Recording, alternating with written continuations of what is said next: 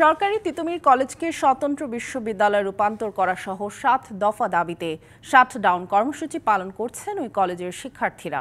গেল বেশ কয়েক মাস ধরেই ঢাকা বিশ্ববিদ্যালয়ের অধিভুক্ত ৭ কলেজের একটি তিতুমির আন্দোলন করে আসছে। এরই মধ্যে ৭ কলেজকে ঢাকা বিশ্ববিদ্যালয়ের অধিভুক্তি থেকে মুক্তি দেওয়া হয়েছে, তবে তিতুমির কলেজ স্বতন্ত্র বিশ্ববিদ্যালয় চায়। এই দাবিতে গেল ৩ দিন ধরেই কলেজটিতে শাটডাউন কর্মসূচি চলছে। আলটিমেটাম দেওয়া হয়েছিল আজকের মধ্যে রাষ্ট্রীয় ঘোষণা না আসলে সড়ক ও রেলপথ অবরোধ করার।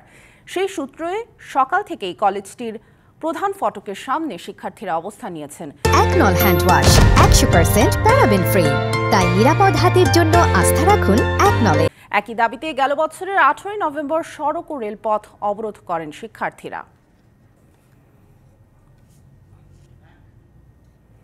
এই মুহূর্তে সরকারি তিতুমির কলেজের সামনে আছেন আমাদের সহকর্মী আরিফুল ইসলাম। আমরা সরাসরি চলে যাচ্ছি তার কাছে। আরিফ, আলটিমেটাম তো আজ শেষ হচ্ছে, পূর্ব ঘোষিত কর্মসূচি অনুযায়ী তিতুমির কলেজের শিক্ষার্থীদের অবস্থান সম্পর্কে জানাবেন এবং তারা কি বলছেন জানাবেন।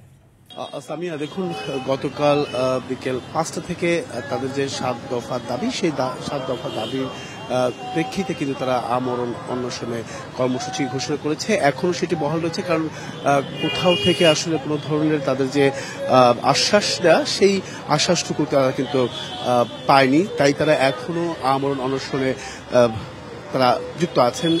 শুরুতেই 5 জন ছিলেন, তার পরবর্তীতে কিন্তু আস্তে আস্তে ধীরে ধীরে সেটা সংখ্যা বেড়ে গেছে। তো যে 7টি দাবি তারা উত্থাপন করেছেন, সেই 7টি দাবির মধ্যে হচ্ছে তিতুমির বিশ্ববিদ্যালয়কে রাষ্ট্রীয় স্বীকৃতি দিয়ে বিশ্ববিদ্যালয় একাডেমিক ক্যালেন্ডার প্রকাশ এবং তিতুমির বিশ্ববিদ্যালয় প্রশাসন গঠন করে 24-25 সেশনের ভর্তি কার্যক্রম পরিচালনা করা, অবিলম্বে শিক্ষার্থীদের শতভাগ আবাসন ব্যবস্থা নিশ্চিতকরণ, নতুবা অবিলম্বে শতভাগ শিক্ষার্থীদের আবাসিক খরচ বহন করা, 24-25 সেশন শিক্ষাবর্ষ থেকে আন্তর্জাতিক মানসম্পন্ন ন্যূনতম 2টি বিষয় ল এবং জার্নালিজম বিষয় সংযোজন করা। আপনি দেখতে পাচ্ছেন যে যারা অনশন করছেন তাদের সাথে একটু কথা বলতে চাই যে তারা কি করতে চান পরবর্তী সময়। একটু জানতে চাই, আপনারা তো যে 7টা দাবি নিয়ে আমরণ অনশন করছেন, যদি দাবি আদায় না হয় তাহলে আপনারা পরবর্তী কর্মসূচি কি করবেন?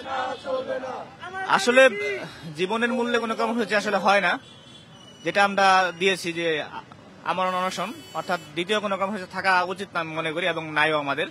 আমাদের একটাই কর্মসূচি, দাবি আদায় না হওয়া পর্যন্ত আমাদের আমরণ অনশন কর্মসূচি থাকবে। যতক্ষণ পর্যন্ত দাবি না আদায় হয় ততক্ষণ পর্যন্ত আমরা এখানে আছি এবং অনশন পালন করে যাব। এটাই আমাদের।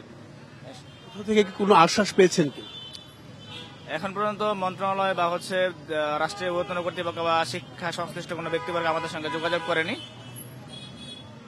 এই পর্যন্ত আমরা যতদূর জানি আর কি। অসংখ্য ধন্যবাদ। তো সামিয়া, যে বিষয়টি তারা কিন্তু মৃত্যুকে পরোয়া না করেই তারা এই যে আন্দোলন বা কর্মসূচি তারা ঘোষণা করেছে, সেই কর্মসূচি তারা বহাল রাখবে যতক্ষণ না পর্যন্ত তাদের দাবি আদায় না হবে। এর পরবর্তীতে আরেকটি বিষয় জানিয়ে রাখি, শিক্ষার মান উন্নয়নের লক্ষ্যে আসন সংখ্যা সীমিতকরণের একটি বিষয় কিন্তু তারা দাবি তুলেছেন। আন্তর্জাতিক শিক্ষা গবেষণাগার বিনির্মাণের লক্ষ্যে জমি ও আর্থিক বরাদ্দ নিশ্চিত করতে হবে। তো এই বিষয়গুলো তারা দাবি করেছেন। 7 দফা দাবির মধ্যে তাদের এগুলো রয়েছে। আর পাশাপাশি আরেকটি বিষয় জানিয়ে রাখি যে তিতুমির কলেজটি এখন যে শাটডাউন অবস্থায় রয়েছে, তারা চাচ্ছেন দ্রুত এই সমস্যার সমাধান হোক, যাতে করে পরবর্তীতে কোনো কঠিনতম কর্মসূচি না দিতে হয়। তো এই ছিল এখান থেকে সবশেষ। আরিফ, ধন্যবাদ আমাদের সাথে যুক্ত হবার জন্য।